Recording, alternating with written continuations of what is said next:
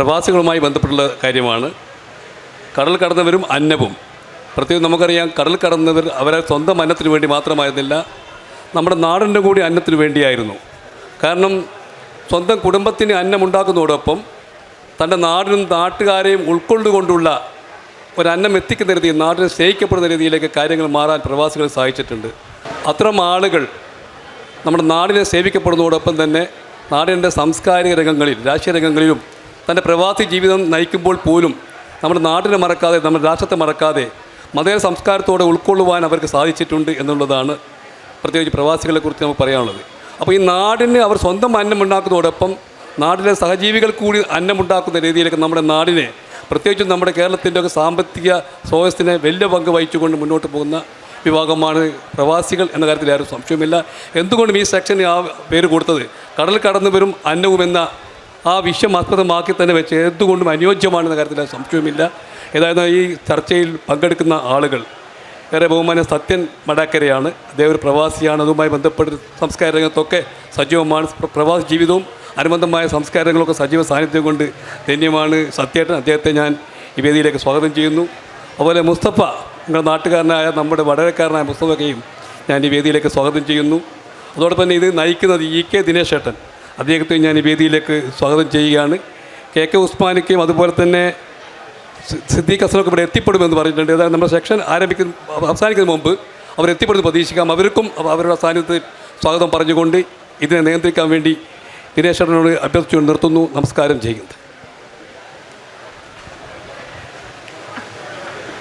എല്ലാവർക്കും വിനീതമായ നമസ്കാരം. കടത്തനാട്ട് ലിറ്ററേച്ചർ ഫെസ്റ്റിവലിൽ പ്രവാസത്തെക്കുറിച്ചുള്ള ഒരു വിഷയം ഉൾപ്പെടുത്തുക എന്നുള്ളത് ഒരുപക്ഷെ കേരളത്തിൽ പുറത്ത് ജീവിക്കുന്ന, പ്രത്യേകിച്ചും ഗൾഫ് രാഷ്ട്രങ്ങൾ ജീവിക്കുന്ന സർക്കാരിൻ്റെ കണക്ക് പ്രകാരം 24 ലക്ഷത്തോളം മലയാളികളോട് കാട്ടുന്ന ഒരു നീതിയാണെന്ന് കൂടി ഞാൻ പറയുകയാണ്. കാരണം പലപ്പോഴും നമ്മുടെ സാഹിത്യ സാംസ്കാരിക ഇടങ്ങളിൽ പ്രവാസം എന്ന് പറയുന്നത് ഒരു ആടുജീവിതത്തിലേക്ക് ഒതുങ്ങിപ്പോവുകയും കടൽ കടന്നു പോയ മനുഷ്യൻ്റെ, അവൻ ജീവിക്കുന്ന ദേശത്ത് അനുഭവിക്കുന്ന അവൻ്റെ രാഷ്ട്രീയവും സാമൂഹ്യവും സാഹിത്യപരവുമായിട്ടുള്ള അവൻ നേരിടുന്ന ഒട്ടനവധി വിഷയങ്ങളെയൊന്നും നമ്മുടെ കേരളത്തിലെ പൊതുബോധങ്ങളിൽ ഇന്നേ വരെ കാര്യമായ രീതിയിൽ ചർച്ചയിലേക്ക് വന്നിട്ടില്ല. 1960കളിലാണ് നമ്മുടെ ഗൾഫ് കുടിയേറ്റത്തിൻ്റെ ആരംഭം കുറിക്കപ്പെടുന്നത്. 1960 ശേഷം പിന്നീട് ഉണ്ടായിട്ടുള്ള 4-5 പതിറ്റാണ്ടുകൾ എങ്ങനെയാണ് കടൽ കടന്ന മനുഷ്യർ കേരളത്തിൻ്റെ സാമൂഹ്യ രാഷ്ട്രീയ ജീവിതത്തെ സ്വാധീനിച്ചത് എന്നതിനെക്കുറിച്ച് ആധികാരികമായ അക്കാദമിക് പഠനങ്ങളൊന്നും ഇതുവരെ വന്നിട്ടില്ല എന്ന് മാത്രമല്ല, കൃത്യമായി പറയാൻ പ്രവാസികളെക്കുറിച്ചുള്ള ഒരു ഡാറ്റ പോലും ഇന്നും നമ്മുടെ സർക്കാരിൻ്റെ കൈവശമില്ല. അപ്പം ഇത്രമാത്രം ദുർബലപ്പെട്ട ഒരു സമൂഹം എന്നർത്ഥത്തിൽ അവർ നിർവഹിച്ചിട്ടുള്ള ഏറ്റവും പ്രധാനപ്പെട്ട ഒരു സാമൂഹ്യ ദൗത്യം എന്ന് പറയുന്നത് അവർ അന്നത്തിന് വേണ്ടി പോയി, അവർ അന്നം തേടി കടൽ കടന്ന് പോയവരെന്നുള്ളതാണ്. ഒരുപക്ഷെ 1-ാം തലമുറ പ്രവാസത്തിൻ്റെ തുടക്കത്തിൽ അവർ പോയത് തീർച്ചയായിട്ടും അന്നം തേടിക്കൊണ്ട് തന്നെയാണ്. പക്ഷേ 2-ാം ഘട്ടത്തിലേക്ക് വരുമ്പോൾ ആ അന്നം എന്ന് പറയുന്നത് ലോകത്തിലെമ്പാടും വ്യാപിച്ചു കിടക്കുന്ന കുടിയേറ്റ മനുഷ്യർ എങ്ങനെയാണ് അവർ എത്തിപ്പെട്ട നാടുകളിൽ അനുഭവിക്കുന്ന രാഷ്ട്രീയവും സാമൂഹികവുമായ അവർ അനുഭവിക്കുന്ന പ്രതിസന്ധികൾ, ആ പ്രതിസന്ധികൾ എങ്ങനെയാണ് തിരിച്ചെത്തുമ്പോൾ നാട്ടിൽ അതിന് മറ്റൊരു മുഖമുണ്ടാകുന്നത് എന്ന രീതിയിലേക്ക് നമ്മുടെ പ്രവാസ അന്വേഷണങ്ങൾ മാറ്റത്തിന് വിധേയമായിട്ടുണ്ട്. പക്ഷേ ഈ വിധേയമാക്കപ്പെട്ട പ്രവാസ വിഷയങ്ങളെ നമ്മുടെ സാമൂഹിക രാഷ്ട്രീയ പ്രസ്ഥാനങ്ങൾ ഏത് രീതിയിൽ കൈകാര്യം ചെയ്തു എന്നുള്ളതിൻ്റെ ഒരടയാളം കൂടി ഇന്നത്തെ ഈ ടൈറ്റിൽ സൂചിപ്പിക്കുന്നുണ്ട്. കാരണം ഇവിടെ ഇന്നും നമ്മൾ പറയുന്നത് അന്നത്തെക്കുറിച്ചാണ്. ഒരുപക്ഷെ 1960കളിലെ കേരളത്തിൻ്റെ സാമൂഹ്യ ജീവിതത്തെ സൂക്ഷ്മാർത്ഥത്തിൽ പരിശോധിക്കുമ്പോൾ അന്ന് കേരളത്തിലുണ്ടായിട്ടുള്ള ജീവിതത്തിൻ്റെ പരിമിതി എന്ന് പറയുന്നത് പാരമ്പര്യമായി സാമൂഹ്യ അംഗീകാരം കിട്ടിയിട്ടുള്ള ഒരു വിഭാഗം മാത്രം കൃത്യമായ ഭക്ഷണം കഴിക്കുന്ന, കൃത്യമായി വിദ്യാഭ്യാസം ലഭിക്കുന്ന, കൃത്യമായി യാത്ര ചെയ്യാൻ പറ്റുന്ന, കൃത്യമായി നമ്മുടെ സമൂഹത്തിൻ്റെ വ്യത്യസ്ത വ്യവഹാരങ്ങളിൽ ഇടപെടാൻ കഴിയുന്ന ഒരു വിഭാഗമായിരുന്നു 1960 വരെ ഉണ്ടായിരുന്ന കേരളത്തിലെ മധ്യവർഗം എന്ന് പറയുന്നത്. ഒരുപക്ഷെ അതിന് 1960 ശേഷം 80-90കളാകുന്നതോടുകൂടി തന്നെ ഈ മധ്യവർഗത്തെ പൊളിച്ചെഴുതുന്ന രീതിയിൽ കേരളത്തിൻ്റെ അടിത്തട്ടിൽ നിന്ന് മറ്റൊരു പുത്തൻ വർഗം ഉദയം ചെയ്യുകയാണ്. ഈ പുത്തൻ വർഗം എന്ന് പറയുന്നത് സ്വാഭാവികമായും ഒരു സാമൂഹിക നവീകരണ പ്രക്രിയയിൽ കൂടി തന്നെ മനുഷ്യൻ ആർജിച്ചെടുക്കുന്ന അവൻ്റെ വൈജ്ഞാനികവും സാമ്പത്തികവുമായ നേട്ടത്തിൻ്റെ അടിസ്ഥാനത്തിൽ രൂപപ്പെട്ടതല്ല, മറിച്ച് അവരൊക്കെ തന്നെ കടൽ കടന്ന് പോയ മനുഷ്യരാണ് എന്നുള്ളതാണ്. ഈ കടൽ കടന്ന് പോകുന്ന മനുഷ്യരുടെ കയ്യിൽ അന്ന് ഏതെങ്കിലും ഒരു ഡിഗ്രി സർട്ടിഫിക്കറ്റോ ഒരു PhD സർട്ടിഫിക്കറ്റോ അല്ലെങ്കിൽ കേരളത്തിലെയോ ഇന്ത്യക്ക് പുറത്തോ പോയി പഠിച്ച ഏതെങ്കിലും ഒരു യൂണിവേഴ്സിറ്റി നൽകുന്ന സർട്ടിഫിക്കറ്റോ അവരുടെ കയ്യിലുണ്ടായിരുന്നില്ല. അവരുടെ കയ്യിലുണ്ടായിരുന്ന ഏക സർട്ടിഫിക്കറ്റ് എന്ന് പറയുന്നത് അതിജീവനം എന്നുള്ളതാണ്. ഈ അതിജീവനം എന്ന് പറയുന്നത് മനുഷ്യരെ സംബന്ധിച്ചിടത്തോളം രണ്ട് രീതിയിലാണ് അത് വികസിക്കുന്നത്. ഒന്ന്, ബുദ്ധിപരമായിട്ട് നമുക്ക് അതിജീവനം ചെയ്യാം. മറ്റൊന്ന്, നമ്മുടെ ശാരീരികമായ ബലം കൊണ്ട് നമുക്ക് അതിജീവനം ചെയ്യാം. പക്ഷേ പ്രവാസത്തിൻ്റെ ഒന്നാം ഘട്ടത്തിലെ പ്രവാസികളുടെ അതിജീവനം നടന്നിട്ടുള്ളത് ബുദ്ധിപരമായിട്ടല്ല, മറിച്ച് അവൻ്റെ ശാരീരിക ശക്തി കൊണ്ടാണ്. അങ്ങനെയാണ് നമുക്ക് ചുറ്റുമുള്ള കണ്ണനും കണാരനും കുഞ്ഞമ്മദും ജോസഫും ഒക്കെ തന്നെ കടൽ കടന്ന് പോയിട്ട് അവൻ്റെ ദേഹാധ്വാനം ഈ ചുട്ടുപൊള്ളുന്ന മരുഭൂമിക്ക് സമർപ്പിച്ച് അവൻ ശൈത്യകാലത്തിൽ കൂടി ഇങ്ങനെ ചുരുണ്ട് കിടന്ന് അവൻ്റെ വിയർപ്പും അവൻ ശ്വസിച്ച തണുപ്പിൻ്റെയും എല്ലാം ഒരു ഫലം കേരളത്തിലേക്ക് ഒഴുകിയെത്തുകയും അങ്ങനെ കേരളത്തിലെ അടിത്തട്ട് ജീവിതത്തിൽ വിദ്യാഭ്യാസപരമായ ഒരു ഉണർവുണ്ടാകുന്നു. കണ്ണൻ്റെയും കണാരൻ്റെയും ജോസഫിൻ്റെയും കുഞ്ഞമ്മദിൻ്റെയും ഒക്കെ മക്കൾക്ക് കാര്യമായ വിദ്യാഭ്യാസം കിട്ടിയത് കേരളത്തിൽ നടന്ന ഭൂപരിഷ്കരണത്തിൻ്റെ അനന്തരഫലമായിട്ടാണോ അല്ലെങ്കിൽ കേരളത്തിലുണ്ടായിട്ടുള്ള രാഷ്ട്രീയ പ്രവർത്തനത്തിൻ്റെ ഭാഗമായിട്ടാണോ എന്നൊന്നും പറയാൻ അത്രമാത്രം ഒരു വിഡിത്തം എനിക്ക് തോന്നുന്നില്ല. മറിച്ച് അതിനെ സ്വാധീനിച്ച ഒരു ഘടകം അതിലുണ്ടായിരിക്കാം. അങ്ങനെ സ്വാധീനിച്ച ഘടകങ്ങളിൽ കടൽ കടന്നു പോയ മനുഷ്യൻ ആദ്യകാലത്തുണ്ടാക്കിയ പണം, അതിൻ്റെ ഏറ്റവും മനോഹരമായൊരു ചിത്രം എന്ന് പറയുന്നത്, ഞാൻ എപ്പോഴും പറയുന്നത് പോലെ 1960കളിൽ നമ്മൾ കണ്ട നാടുകളിലെ ഗ്രാമങ്ങളിലെ ഓലമേഞ്ഞ വീടുകളൊക്കെ തന്നെ 1990കൾക്ക് ശേഷം ഓടായി പരിവർത്തനം ചെയ്യപ്പെടുകയും അത് 90കൾക്ക് ശേഷം 2000 എത്തുമ്പോഴേക്കും അല്ലെങ്കിൽ 2010 ആകുമ്പോഴേക്കും അതിൻ്റെ ശില്പഭംഗി പോലും മാറുകയാണ്. അങ്ങനെ ഓലമേഞ്ഞ വീട് മാറി ഓടിലെത്തുകയും ഓടുമാറിയ വീട് പിന്നെ അതിമനോഹരമായ അറേബ്യൻ ശില്പഭംഗിയുള്ള ഭവനങ്ങളായിട്ട് മാറുന്നു. ഇതൊക്കെ ഉണ്ടായത് മലയാളി കടൽ കടന്ന് പോയിട്ടാണെന്ന് നമുക്ക് മനസ്സിലാക്കാൻ കഴിയും. പക്ഷേ ഇവിടെ വിഷയം ഇതൊന്നുമല്ല. ഇതൊക്കെ നമ്മൾ നിരന്തരം കണ്ടുകൊണ്ടിരിക്കുന്നൊരു കാഴ്ചയാണ്. നമ്മുടെ അയൽവക്കത്ത് നമുക്കൊരു ഗൾഫുകാരനെ കാണാം.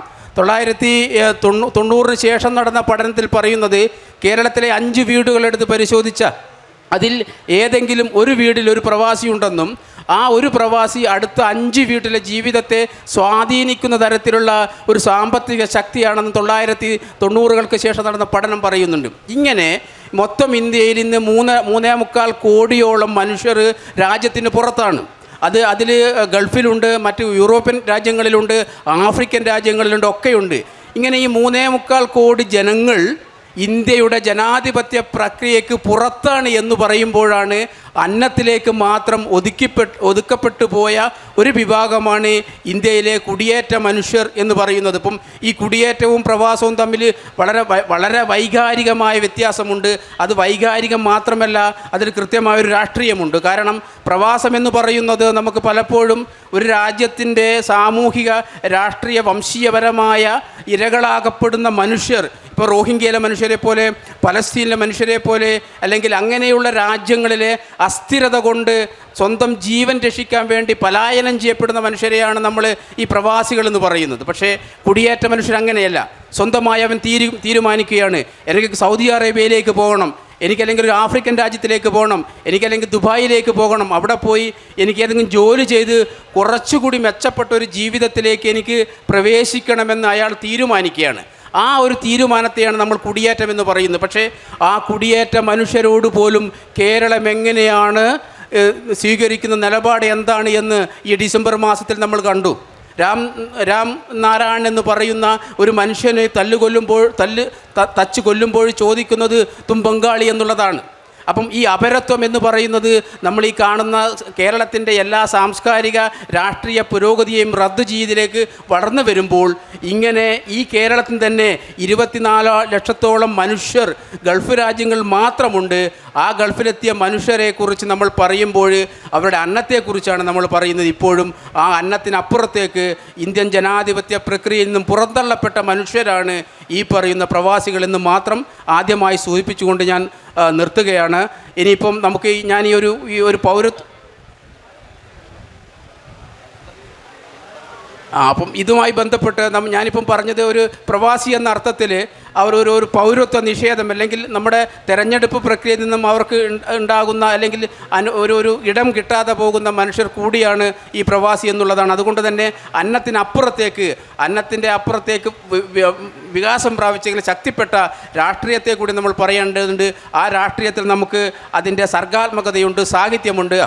അപ്പം പ്രവാസത്തിൽ എങ്ങനെയാണ് ഈ സാഹിത്യത്തിൻ്റെ സ്വാധീനങ്ങൾ അല്ലെങ്കിൽ എങ്ങനെയാണ് പ്രവാസ സാഹിത്യത്തെ മലയാളം നിരീക്ഷിക്കുന്നത് കാണുന്നതിനെ കുറിച്ചിട്ട് 35 വർഷത്തോളം ദുബായിൽ UAE ജീവിച്ച സത്യൻ മാടാക്കര നമുക്കറിയാം. മലയാളത്തിൽ എനിക്ക് തോന്നുന്നത് പ്രവാസ ജീവിതവുമായി ബന്ധപ്പെട്ട് അതിവൈകാരികമായ കവിത സത്യേട്ടനെ പോലെ വേറെ ആരും എഴുതിയിട്ടില്ല. മറിച്ച് സത്യേട്ടൻ ജോലി ചെയ്തത് ഒരു കടലോരത്തായതുകൊണ്ട് തന്നെ കടലും മനുഷ്യനും തമ്മിലുള്ള ഒരു ബന്ധം സത്യേട്ടന് ഇവിടെ മാടാക്കരയിലുണ്ട്. അതോടൊപ്പം തന്നെ കടൽ കടന്നെത്തിയ ദേശത്തുമുണ്ട്. എങ്ങനെയാണ് ഈ കടൽ കടന്ന ജീവിതം എഴുത്തിലേക്ക് വന്നതെന്നും അതിൻ്റെ വൈകാരിക അംശങ്ങൾ എങ്ങനെയാണ് ഈ 35 വർഷക്കാലം സത്യേട്ടൻ്റെ സാഹിത്യ ജീവിതത്തിൽ നിലനിന്നതിനെക്കുറിച്ച് നമുക്ക് കേൾക്കാം. എല്ലാവർക്കും നമസ്കാരം. പൊതുവെ ഈ വിഷയം ലോകസാഹിത്യത്തിൽ തന്നെ പഠനശാഖയായ ഡയസ്പോറയുമായി ബന്ധപ്പെടുത്തി പഠിക്കപ്പെടേണ്ട വിഷയമാണ്. ജൂതന്മാരുടെ പലായനവുമായി ബന്ധപ്പെട്ടാണ് ഡയസ്പോറ എന്ന വാക്ക് ലോകസാഹിത്യത്തിൽ രൂപപ്പെട്ടത്. പിന്നീട് അതിന് അടിച്ചമർത്തപ്പെട്ട ആളുകൾ വന്നു ചേരുന്ന ഇടം, രാഷ്ട്രീയമായ അഭയം തേടിയ ആളുകളുടെ ഇടം, മറ്റ് രാജ്യങ്ങൾ പുറത്താക്കപ്പെട്ട ആളുകൾ ചെന്നു ചേരുന്നിടം എന്നൊക്കെ അർത്ഥത്തിൽ വ്യാപ്തിയോടെ അത് ചർച്ച ചെയ്യപ്പെട്ടു. പുതിയ ആധുനിക ഇലക്ട്രോണിക് സംവിധാനങ്ങളുടെ ലോകക്രമത്തിൽ ഈ അർത്ഥവ്യാപ്തി വേറെ തലത്തിലേക്ക് വ്യാപിച്ചിരിക്കുകയാണ്. ഇത് സ്ഥലകാല ദേശങ്ങളിലെ ഭാഷയെ തന്നെ പലതരത്തിൽ മാറ്റിമറിക്കുന്നുണ്ട്. അത്തരത്തിലുള്ള രചനകളാണ് പൊതുവെ കടൽ കടന്നുള്ള ഇന്ത്യക്കാരിൽ നിന്ന് കേരളക്കാരിൽ നിന്ന് ഇപ്പോൾ വന്നുകൊണ്ടിരിക്കുന്നത്. ഇത് വളരെ നമ്മളുടെ 2 കോടിയിലധികം രൂപ പ്രവാസികളായ ആളുകൾ നമ്മുടെ രാജ്യത്ത് എത്തിച്ചിട്ടും അത് യാതൊരു തരത്തിലും അതിനൊരു പ്രാധാന്യവും കാണാത്തതുപോലെ പ്രവാസ എഴുത്തിലും ഇത്തരത്തിൽ ഭാഷാപരമായ മാറ്റങ്ങൾ, ആഖ്യാനത്തിൽ, ആശയത്തിൽ, രാഷ്ട്രീയം സ്വീകരിക്കുന്നതിൽ ഒക്കെ വന്ന മാറ്റങ്ങൾ വേണ്ടത്ര പരിഗണിച്ചതായി എനിക്ക് തോന്നിയിട്ടില്ല. കേരളത്തിൽ തന്നെ ഇപ്പോൾ മുഖ്യധാരയുള്ള എല്ലാ പ്രസിദ്ധീകരണങ്ങളും എഴുതുന്ന പലരും മുൻകാല പ്രവാസികളായിരുന്നു. ഇപ്പോൾ ഏത് മേഖല, പത്രമേഖല എടുത്തു കഴിഞ്ഞാലും എഴുത്തിൻ്റെ മേഖല എടുത്തു കഴിഞ്ഞാലും ഇപ്പം ജോയ് മാത്യുവിനെ പോലെ, ജോയ് മാത്യു കുറേ കാലം എൻ്റെ അടുത്ത സുഹൃത്തായിരുന്നു, ദുബായിലായിരുന്നു. റാംമോഹൻ പാലിയത്ത് കുറേ കാലം ദുബായിലായിരുന്നു. മുസഫർ അഹമ്മദ്, ബാബു ഭരദ്വാജി, ഇവരൊക്കെ നിരവധി കാലം, മെദിൽ രാധാകൃഷ്ണൻ അടക്കം ഒരു മുൻകാല പ്രവാസിയായിരുന്നു. കുവൈത്തിൽ വെച്ചാണ് എങ്ങനെ ഒരു പടുതാരിയെ കൊല്ലാമെന്ന വളരെ അധികം ചർച്ച ചെയ്യപ്പെട്ട മെദിലിൻ്റെ കൃതി മലയാളത്തിലുണ്ടായത്. അങ്ങനെ കടൽ കടന്ന മലയാളികൾ മലയാള ആഖ്യാനത്തിൽ, ഭാവനയിൽ ദേശത്തിലെ കാഴ്ചയെ കാണുന്ന കാഴ്ചയിൽ എന്തൊക്കെ മാറ്റം നടത്തി എന്നുള്ളത് പഠിക്കപ്പെടേണ്ട വിഷയമാണ്. അതേപോലെ ഈ മലയാളികളിൽ നിന്ന് സൃഷ്ടികളിലൂടെ കടന്നു വരുന്ന അന്യദേശ സംസ്കാരത്തിൻ്റെ കൊടുക്കൽ വാങ്ങലുകൾ. ഇപ്പം എൻ്റെ അടുത്ത സുഹൃത്തായ കമറുദ്ദീൻ ആമയം എഴുതിയുള്ള വളരെ പ്രശസ്തമായ അദ്ദേഹത്തിൻ്റെ തിരഞ്ഞെടുത്ത പുറം ലോക കവിതകൾ എന്ന് പറഞ്ഞ സമാഹാരമുണ്ട്. അദ്ദേഹത്തിന് തന്നെ മാതൃഭൂമി ഇറക്കിയ തിരഞ്ഞെടുത്ത കവിതകളുണ്ട്. ഇതിലൊക്കെ എങ്ങനെയാണ് മറ്റ് ദേശക്കാരായ അറബികളുമായി ബന്ധപ്പെടുന്നതെന്നും അവരുടെ ഭാഷകൾ പലതും ഇദ്ദേഹത്തിൻ്റെ കവിതകളിൽ കടന്നു വരുന്നുണ്ട്. ഇതൊന്നും സൂക്ഷ്മമായ ഒരു ദേശവും മറ്റൊരു ദേശവും തമ്മിലുള്ള ജീവിത ഇടപെടലിൽ ഭാഷ എങ്ങനെ കടന്നു വരുന്നു, ആഖ്യാനം എങ്ങനെ മാറുന്നു, ഭാവന എങ്ങനെ മാറുന്നു എന്നത് മലയാളത്തിൽ വലിയ തോതിൽ പഠിക്കപ്പെട്ടിട്ടില്ല. പഠിക്കപ്പെടുമെന്ന് ഞാൻ വിചാരിക്കുന്നു. അപ്പോൾ മലയാളത്തിൽ ആർക്കും മലയാള കാവ്യത്തിൽ തന്നെ സുപരിചിതമായ ഒരു വാക്കല്ല കപ്പൽ എന്ന വാക്ക്. ദീർഘകാലം ഫുജറ ഹാർബറിലെ ഒരു ഉദ്യോഗസ്ഥരായിരുന്നു ഞാൻ. നിരന്തരമായി 10-100 കപ്പലുകൾ കടന്നു പോകുന്ന ഒരു ഹാർബറാണ് ഫുജറ ഹാർബർ. അപ്പം ഈ കാഴ്ചയിൽ നിന്നാണ് കപ്പലില്ലാത്ത തുറമുഖം എന്ന് പറഞ്ഞാൽ ആ പുസ്തകം പിന്നീട് അബുദാബി മലയാളി സമാജം അവാർഡിന് തിരഞ്ഞെടുക്കപ്പെട്ടു എന്നതല്ല, ആ കവിത നൽകി എങ്ങനെയാണ് ഉണ്ടായതെന്ന് പറഞ്ഞാൽ നിരന്തരമായി കപ്പലുകൾ പോർട്ടിലേക്ക് ഹാർബറിലേക്ക് കടന്നു വരുന്നു, കരഞ്ഞുകൊണ്ടാണ് വരിക. തിരിച്ചു പോകുമ്പോൾ കരഞ്ഞുകൊണ്ടാണ് തിരിച്ചു പോവുക. അപ്പോൾ കപ്പലിനെ ഞങ്ങൾ തുറമുഖ തൊഴിലാളികൾ ഞങ്ങളെ ലെഡ്ജറിൽ ഷീ എന്ന് പറഞ്ഞാണ് അടയാളപ്പെടുത്തുക. അപ്പോൾ അതിൽ തന്നെ ഒരു സ്ത്രീലിംഗ രൂപത്തിലാണ് കപ്പലിനെ കാണുന്നത്. അപ്പോൾ ഈ കടന്നു വരുന്ന കപ്പലും കരഞ്ഞു പിരിയുന്ന കപ്പലും ഒക്കെ കാണുന്ന സമയത്ത് ഏകാഗിയായ ഒരു പ്രവാസി അദ്ദേഹത്തിൻ്റെ പ്രിയതമയെ ഭാര്യയെ വിട്ടുകൊണ്ടുള്ള അദ്ദേഹത്തിൻ്റെ വ്യഥകൾ, വിഷമങ്ങൾ എങ്ങനെ കവിതയിൽ ആലോചിക്കാമെന്ന് ചിന്തിക്കുകയും അത് പിന്നീട് അതിൽ പിന്നെ പൊട്ടമുക്കൽ കപ്പൽ, വീനസ്, പലതരത്തിലുള്ള ലോകത്തിലുള്ള പല കാര്യങ്ങൾ അതിൽ കടന്നു വരുന്നുണ്ട്. അങ്ങനെയാണ് ആ കവിത രൂപപ്പെട്ടത്. ഇതേപോലെ മറ്റ് പലരുടെയും കൃതികളിൽ ഇത്തരം ഭൂപകൃതിയുടെ സ്വാധീനം കൊണ്ട് ഞങ്ങളൊന്നും മലയാളത്തെ മാറ്റിമറിക്കും, മലയാളത്തിൽ തന്നെയാണ് എഴുതുന്നത്. പക്ഷെ ഞങ്ങളുടെ ഭാഷയിൽ, ഭാവനയിൽ, എഴുതപ്പെടുന്ന രാഷ്ട്രീയ ഭൂമികയിൽ ഒക്കെ ഒരു തരത്തിലുള്ള മാറ്റങ്ങൾ വന്നിട്ടുണ്ട്. ഇത് സൂക്ഷ്മമായി ഇപ്പോൾ ചിലരൊക്കെ അതിനെക്കുറിച്ച് വളരെ ഭാഷാ ഇൻസ്റ്റിറ്റ്യൂട്ട് പ്രവാസത്തെക്കുറിച്ച് ഒരു ഗ്രന്ഥം ഇറക്കിയിട്ടുണ്ട്. ഉമ്മർ തറമേലിൻ്റെ നേതൃത്വത്തിൽ ഡയസ്പോറ എന്ന് പറഞ്ഞ വലിയൊരു കവിതാഗ്രന്ഥം തന്നെ പുറത്തു വന്നിട്ടുണ്ട്. മറ്റ് പല പ്രസിദ്ധീകരണങ്ങൾ ചെയ്യുന്നുണ്ട്. പക്ഷെ നേരത്തെ ഇതൊക്കെ ഒരു അവഗണിക്കപ്പെട്ട നിലയിലായിരുന്നു. അപ്പം ഞാൻ സൂചിപ്പിച്ചത് വെറുതെ കത്തുപാട്ടിലൂടെയും നൊസ്റ്റാൾജിയ അനുഭവത്തിലൂടെയും ഗൃഹാതുരത്വത്തിലൂടെയും കടന്നുപോയ ഒരു കാലത്തിൽ നിന്ന് മാറി പുതിയ വ്യവഹാരക്രമം ഏർപ്പെടുത്തിയിരിക്കുന്ന ജീവിത വ്യവസ്ഥകളിൽ രാഷ്ട്രീയത്തിൻ്റെ ഇടപെടൽ, വളരെ കൃത്യമായി തന്നെ രാഷ്ട്രീയത്തിൻ്റെ ഇടപെടൽ എങ്ങനെയാണ് നടക്കുന്നതെന്ന് തിരിച്ചറിഞ്ഞ് വളരെ മനോഹരമായ ഇപ്പം ഹെർബേറിയം എന്ന് പറഞ്ഞ നോവൽ എഴുതിയ സോണിയ റഫീഖ്, DC-യുടെ അവാർഡ് കിട്ടിയ പി മണികണ്ഠൻ, ഇവരൊക്കെ അവാർഡ് വാങ്ങിച്ചിരിക്കുന്ന ആളുകളാണ്. ബെന്യാമിൻ്റെ ആടുജീവിതം, അങ്ങനെ ഗൾഫ്, യൂറോപ്പിൽ തന്നെയുള്ള മീന അലക്സാണ്ടറെ പോലെ ഏകദേശം മാധവിക്കുട്ടിക്കൊപ്പം നിൽക്കാവുന്ന ലോക കവയിത്രിയാണ് മീന അലക്സാണ്ടർ. മീനച്ചിലാറിൻ്റെ തീരത്താണ് അവർ ജനിച്ചത്. പക്ഷേ അദ്ദേഹത്തെക്കുറിച്ചൊന്നും മലയാളി കൃത്യമായി ഒരു പഠനം നടത്തിയതായി എനിക്ക് തോന്നുന്നില്ല. അതേപോലെ ഇപ്പോൾ യൂറോപ്പിൽ ജീവിക്കുന്ന മലയാള കവിയുടെ മുഖ്യധാരയിൽ സജീവ ഘടകമായിരിക്കുന്ന ഡോണ മയൂര, ഇവരൊക്കെ എഴുതപ്പെടുന്ന രചനകളിലെ ഫോം എങ്ങനെയാണ് ലോകത്തെ അടയാളപ്പെടുത്തുന്നത്, ലോകരാഷ്ട്രീയത്തെ അടയാളപ്പെടുത്തുന്നത്, സ്വന്തം നിലനിൽപ്പിൻ്റെ അസ്തിത്വത്തെ അടയാളപ്പെടുത്തുന്നത്,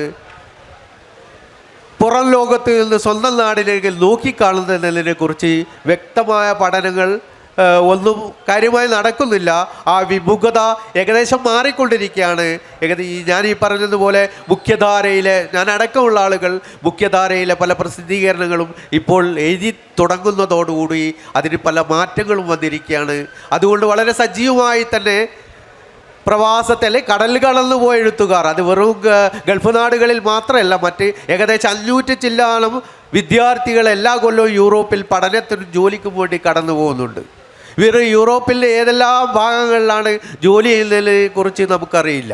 പക്ഷെ ഇവരൊക്കെ ഭാവിയിൽ ഉണ്ടാക്കുന്ന ഭാഷാപരമായ മാറ്റങ്ങൾ മലയാളത്തിൽ ഊതിക്കൊണ്ട് തന്നെ മലയാളത്തിൻ്റെയൊക്കെ പുതിയ വ്യാഖ്യാനത്തോടു കൂടി രൂപപ്പെടുന്ന ക്രമങ്ങൾ ഇനി വരാനിരിക്കുന്നതേയുള്ളൂ.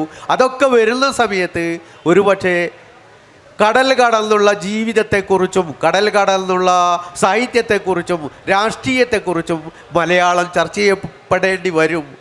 അതിനുള്ള തുടക്കമെന്ന നിലയിൽ ഇത്തരമൊരു സംവാദത്തിന്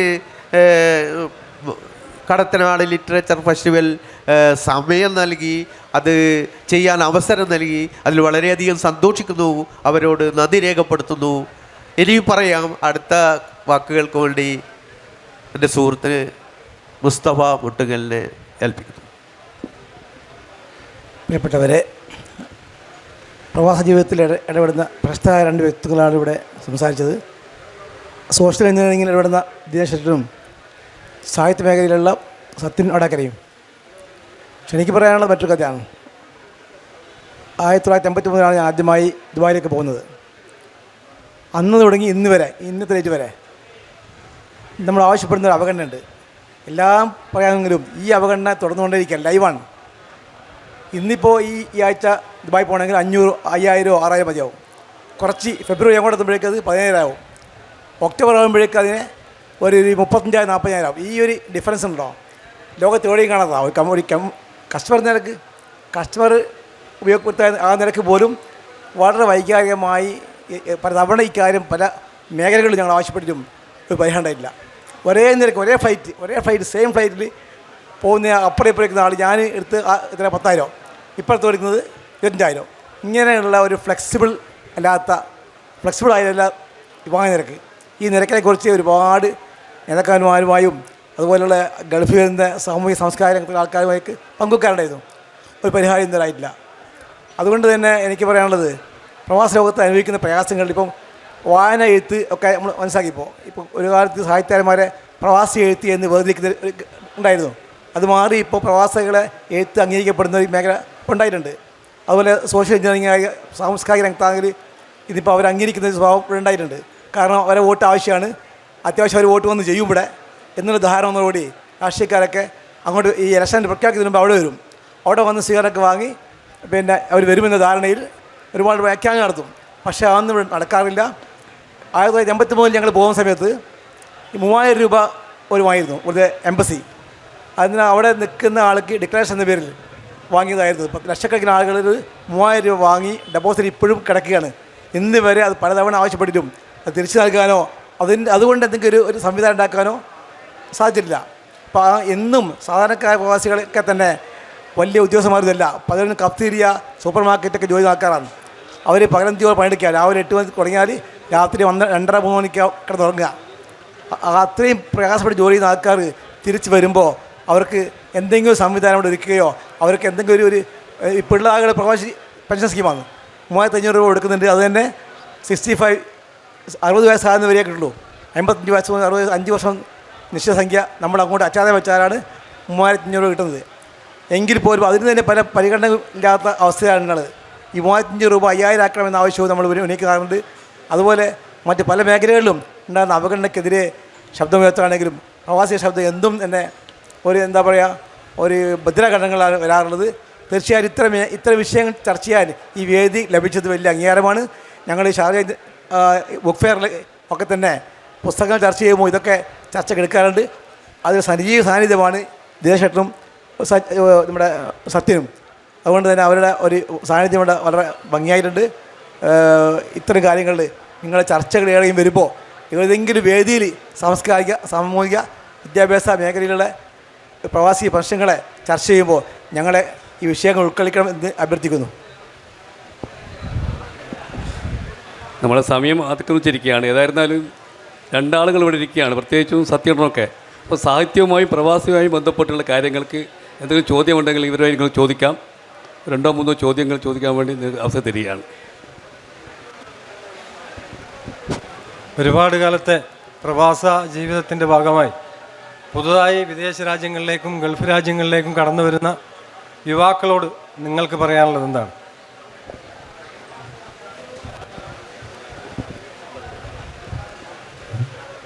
നേരത്തെ നമ്മൾ ചർച്ച ചെയ്ത ഒരു വിഷയം ജൻസി യുവത്വവുമായി ബന്ധപ്പെട്ടുകൊണ്ടുള്ളതാണ്. നമ്മളിപ്പോൾ പ്രവാസത്തെക്കുറിച്ച്, പ്രത്യേകിച്ചും ഗൾഫ് പ്രവാസത്തെക്കുറിച്ച് പറയുമ്പോൾ മൂന്നാം തലമുറ പ്രവാസം എന്നാണ് വിശേഷിപ്പിക്കാറുള്ളത്. കാരണം ഒന്നാം തലമുറ പ്രവാസം നേരത്തെ പറഞ്ഞതുപോലെ ഒരു വിദ്യാഭ്യാസവും ഇല്ലാതെ 1960-കൾക്ക് ശേഷം യാത്ര പുറപ്പെട്ട് പിന്നീട് 90-95 നമ്മുടെ രണ്ടാം ഘട്ട പ്രവാസം തുടങ്ങുകയാണ്. ഈ രണ്ടാം ഘട്ട പ്രവാസത്തിൻ്റെ ഒരു സവിശേഷത എന്ന് പറയുന്നത്, ഒന്നാം ഘട്ടത്തിൽ പ്രവാസത്തിൽ പോയ മനുഷ്യർ അവരെ മക്കളെ പഠിപ്പിച്ച് കുറച്ചും കൂടിയും വൈജ്ഞാനികമായ അല്ലെങ്കിൽ മാറുന്ന ലോകത്തിൻ്റെ രാഷ്ട്രീയത്തെയും സാമൂഹ്യ ജീവിതത്തെയും നന്നായി അറിഞ്ഞവരാണ് ഈ രണ്ടാം തലമുറ പ്രവാസത്തിൻ്റെ പ്രതിനിധികളായിട്ട് അവിടെ എത്തിയിട്ടുള്ളത്. അവരാണ് ഇന്ന് സത്യത്തിൽ കേരളത്തിൻ്റെ അല്ലെങ്കിൽ ലോകത്തിൻ്റെ തന്നെ മാറുന്ന മുഖത്തോടൊപ്പം ഒരു പുതിയൊരു തലമുറയ്ക്ക് തുടക്കം കുറിഞ്ഞിട്ടുള്ളത്. അത് കഴിഞ്ഞ് ഇപ്പോൾ ഏറ്റവും ഒടുവിലായി നമ്മൾ മൂന്നാം തലമുറ പ്രവാസം എന്ന് പറയുന്നത്, ഇപ്പം ഞാനൊക്കെ 10-22 വർഷമായി ഗൾഫിൽ ദുബായിൽ ജോലി ചെയ്യുന്ന ഒരാളാണ്. അതേപോലെ തന്നെ മുസ്തഫക്കയും സത്യേട്ടനും ഒക്കെ തന്നെ. ഞാനിപ്പം കാണുന്ന ഏറ്റവും വലിയൊരു സവിശേഷത എന്ന് പറയുന്നത്, കേരളത്തിൽ MBA ഒക്കെ എടുത്ത ചെറുപ്പക്കാർ, ഞാൻ തൊഴിലിനെ ഏതെങ്കിലും രീതിയിൽ വർഗീകരിക്കുകയല്ല, മറിച്ച് UAE മഹാനഗരങ്ങളിൽ വെച്ചുകൊണ്ട് ഇപ്പം ഏതെങ്കിലും ഒരു ടെലികോം കമ്പനിയുടെ ജോലിയുടെ ഭാഗമായിട്ട് അവർ തുറന്ന ഇടങ്ങളിൽ സിമ്മുകൾ വിൽക്കുന്നു. അതോടൊപ്പം തന്നെ ആ തരത്തിലുള്ള ജോലികളിലേക്ക് ഇങ്ങനെ പഠിച്ച് വിദ്യാസമ്പന്നരായ ചെറുപ്പക്കാർ അവിടെ നിൽക്കുകയാണ്. എന്ന് മാത്രമല്ല, നമ്മളിപ്പോൾ ഗൾഫ് രാജ്യങ്ങളിലെ കഫ്റ്റേരികളിലോ അല്ലെങ്കിൽ ഗ്രോസറികളിലോ പോയി കഴിഞ്ഞാൽ 1500-2000 ദിർഹം എന്ന് പറയുന്നത് ഇന്ത്യൻ മണി ഒരു 50 രൂപക്ക് താഴെയാണ്. ഈ 50 രൂപ കിട്ടിക്കഴിഞ്ഞാൽ തന്നെ അവർക്ക് അവരുടെ ഭക്ഷണം, താമസം, അത്യാവശ്യം വേണ്ട കാര്യങ്ങളൊക്കെ കഴിഞ്ഞാൽ ഒരു 10,000-25,000 രൂപയാണ് അവർക്ക് സേവ് ചെയ്യാൻ പറ്റുന്നത്. ഞാനെപ്പോഴും പറയുന്നത്, നമ്മുടെ പ്രവാസത്തിൽ 2 വിഭാഗമുണ്ടെന്നുള്ളത്. ഒന്ന് അടിത്തട്ട് പ്രവാസമാണ്, ഒന്ന് മധ്യവർഗ പ്രവാസമാണ്. ഈ അടിത്തട്ട് പ്രവാസത്തിൻ്റെ ഏറ്റവും വലിയൊരു പരിമിതി എന്ന് പറയുന്നത്, ഈ പറയുന്ന പരിമിതമായ ജീവിതത്തിനുള്ളിൽ, അതായത് ജോലി, ഉറക്കം, ഈ രണ്ടിനപ്പുറത്തേക്ക് അവർക്ക് ആഴ്ചയിൽ ഒരു ദിവസം പോലും ലീവില്ല. അതായത് 20 വർഷം ജോലി ചെയ്ത ഒരു മലയാളിയോട് ഞാൻ ചോദിച്ചു, നിങ്ങൾ അബുദാബി കണ്ടിട്ടുണ്ടോ എന്ന് ചോദിച്ചിട്ട് അയാൾ പറഞ്ഞത്, ഞാൻ ദുബായിക്കപ്പുറം ഒരു സ്ഥലത്തും പോയിട്ടില്ല. കാരണം ജോലിക്ക് പോകുന്ന നാട്ടിലേക്ക് വരുന്ന ആ സമയത്ത് മാത്രമാണ് അയാൾക്ക് ഒരു മാസത്തെ അവധി കിട്ടുന്നത്. അതെങ്ങനെയെങ്കിലും നാട്ടിലെത്തുക എന്നുള്ളതാണ് ഒരു വർഷത്തിൽ. അപ്പോൾ ഇങ്ങനെ പരിമിതമായ ജീവിത സൗകര്യമുള്ള വലിയൊരു സമൂഹം ഇപ്പോഴും പ്രവാസ ലോകത്തുണ്ട്. അപ്പം അത്തരമുള്ള ഒരിടത്തേക്കാണ് നമ്മുടെ ഏറ്റവും വലിയൊരു തലമുറ, ഏറ്റവും വൈജ്ഞാനികമായിട്ടും വിദ്യാഭ്യാസപരമായിട്ടും മാറുന്ന ലോകത്തിൻ്റെ രാഷ്ട്രീയത്തെ കൃത്യമായി മനസ്സിലാക്കാൻ കഴിയുന്ന ഒരു തലമുറ പുതിയതായിട്ട് കടൽ കടന്നു പോകുന്നത്. നേരത്തെ സത്യേട്ടൻ പറഞ്ഞതിനെ കൊണ്ട് കൂട്ടി പറയുകയാണെങ്കിൽ, 2024 മൈഗ്രേഷൻ റിപ്പോർട്ട് പ്രകാരം കേരള സർക്കാർ പുറത്തുവിട്ട കണക്കിൻ്റെ അകത്ത് 2.5 ലക്ഷം യുവാക്കൾ ഇന്ത്യക്ക് പുറത്ത് പഠിക്കുന്നുണ്ട് എന്നുള്ളതാണ്.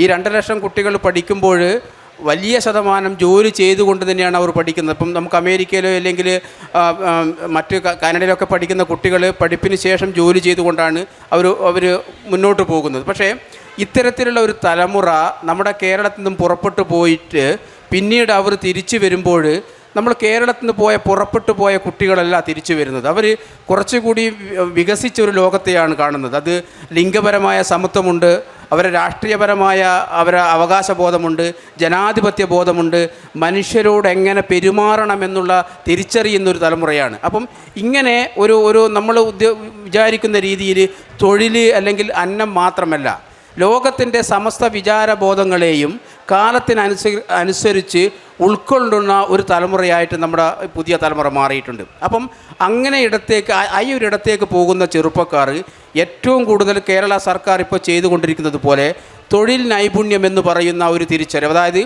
AI പോലും നമ്മുടെ നിത്യജീവിതത്തിൻ്റെ ഭാഗമാവുന്ന ഒരു കാലത്ത് കേരളത്തിൽ നിന്ന് പുറത്തേക്ക് പോകുന്ന ഒരു ചെറുപ്പക്കാരിക്ക് കൃത്യമായി ലാംഗ്വേജ് കൈകാര്യം ചെയ്യാൻ കഴിയാതിരിക്കുകയും, അയാൾ ഏത് ഡിഗ്രിയാണോ ഏത് തൊഴിൽ മേഖലയാണോ പരിചരിച്ചിട്ടുള്ളത് അതിന് നല്ല ബുദ്ധിയും വിവേകവും അല്ലെങ്കിൽ അതുമായി ബന്ധപ്പെട്ട അറിവുണ്ടെങ്കിലും അത് കമ്മ്യൂണിക്കേറ്റ് ചെയ്യാനുള്ള ആ ഒരു തടസ്സം പലപ്പോഴും നമ്മുടെ മലയാളികളായ കുട്ടികൾക്ക് വലിയൊരു ബുദ്ധിമുട്ട് സൃഷ്ടിക്കുന്നു. അപ്പം ആ അർത്ഥത്തിൽ മാറുന്ന ലോകത്തിൻ്റെ വിദ്യാഭ്യാസപരമായിട്ടുള്ള അല്ലെങ്കിൽ സാങ്കേതികപരമായിട്ടുള്ള ഈ AI പോലെയുള്ള സംവിധാനങ്ങളെ കുറച്ചുകൂടി തിരിച്ചറിഞ്ഞുകൊണ്ട് പുറപ്പെട്ടു പോകുന്ന കുട്ടികൾക്കാണ് ഇപ്പം എവിടെയും ജോലി കിട്ടുന്നത്. ഇപ്പം ഒരു ഉദാഹരണത്തിന് സാധാരണ രാജീവേട്ടൻ ഇവിടെ ഉണ്ടായിരുന്നു നേരത്തെ. രാജീവേട്ടൻ 10-30 വെള്ളിയോളം, രാജേട്ടൻ 30 വർഷത്തോളം അദ്ദേഹം പ്രവാസിയായിരുന്നു.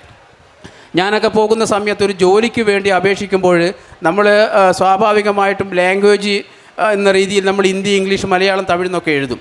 ഇന്ന് അവർ നോക്കുന്നത്, നമ്മൾ കൊടുക്കുന്ന ജോലിക്ക് വേണ്ടിയുള്ള CV-യിൽ അവർ നോക്കുന്നത് നമ്മളെ ഡിഗ്രി മാത്രമല്ല. ഇപ്പം ഒരു MCOM ഒരു അക്കൗണ്ടൻ്റ് ആണെങ്കിൽ അവർ നോക്കുന്നത് MCA ആണ്, അല്ലെങ്കിൽ CPA ആണ്. അപ്പം MCOM എന്ന് പറയുന്നത് ഇന്ന് കേരളത്തിൽ എങ്ങനെയാണോ ഒരു SLC പാസ്സായ ചെറുപ്പക്കാരൻ്റെ അകത്ത് ഒരു SLC ബുക്ക് എന്ന സർട്ടിഫിക്കറ്റ് കൈവശമുള്ളത്, അതേ വാല്യൂ ആണ് ഇന്ന് ദുബായിയെ പോലുള്ളൊരു മഹാനഗരത്തിൽ MA പഠിച്ച അല്ലെങ്കിൽ MCOM പഠിച്ച ഒരു വിദ്യാർത്ഥിക്ക് ലഭിക്കുന്നുള്ളൂ. അപ്പം ഏറ്റവും നന്നായി പഠിക്കുന്നവർക്ക് മാത്രം അവസരം കിട്ടുന്ന ഒരു തൊഴിൽ സാഹചര്യത്തിലേക്ക് നമ്മുടെ ഗൾഫ് രാജ്യങ്ങൾ മാറിപ്പോയി. ഒന്നുകൂടി തുറന്നു പറഞ്ഞാൽ അവിടെയുള്ള അറബികളായ ചെറുപ്പക്കാർ ഒക്കെ തന്നെ വിദേശ രാജ്യങ്ങളിൽ പോയി ഉന്നതമായ വിദ്യാഭ്യാസം നേടുകയും അവരുടെ വിദ്യാഭ്യാസ അറിവിൻ്റെ മുകളിൽ മറ്റുള്ള രാജ്യങ്ങളിൽ, പ്രത്യേകിച്ച് 3-ാം ലോക രാഷ്ട്രങ്ങളിലെ മനുഷ്യർ, ഇപ്പം ഇന്ത്യ ആയിക്കോട്ടെ, പാകിസ്ഥാൻ ആയിക്കോട്ടെ, നേപ്പാൾ ആവട്ടെ, ബംഗ്ലാദേശ് ആയിക്കോട്ടെ, ആഫ്രിക്കൻ രാഷ്ട്രങ്ങൾ, ഇങ്ങനെ ദരിദ്രരായ 3-ാം ലോക രാഷ്ട്രങ്ങളുടെ വിദ്യാഭ്യാസ സംവിധാനത്തിനുണ്ടാകുന്ന അപജയങ്ങൾ വിദേശ രാജ്യങ്ങളിൽ മത്സരാടിസ്ഥാനത്തിലുള്ള ഒരു തൊഴിൽ സംവിധാനത്തിൽ നമ്മൾ അനുഭവിക്കുന്ന പരിമിതി കൂടിയാണ്. പക്ഷേ ആ പരിമിതികളൊക്കെ തന്നെ മറികടന്ന് അതിനെയും തോൽപ്പിക്കാൻ പറ്റുന്ന രീതിയിലുള്ള ഒരു അതിജീവന ഒരു ബോധം, വലിയ ശക്തി മലയാളികളിലുണ്ട് എന്നുള്ളതാണ് ഈ കാലത്ത് നമുക്ക് കാണാൻ കഴിയുന്നത്. Thank you sir, thank you for your ഏതായാലും ഇത് ഇത്രയും സമയം കൊണ്ട് ഒരു ചെറിയ ചിത്രം നിങ്ങൾക്ക് കിട്ടിയിരിക്കുമെന്ന് വിചാരിക്കുന്നു. ഏതായാലും ഇത്രയും സമയം കേട്ടിരുന്ന എല്ലാവർക്കും ഞങ്ങളുടെ നന്ദി രേഖപ്പെടുത്തുന്നു.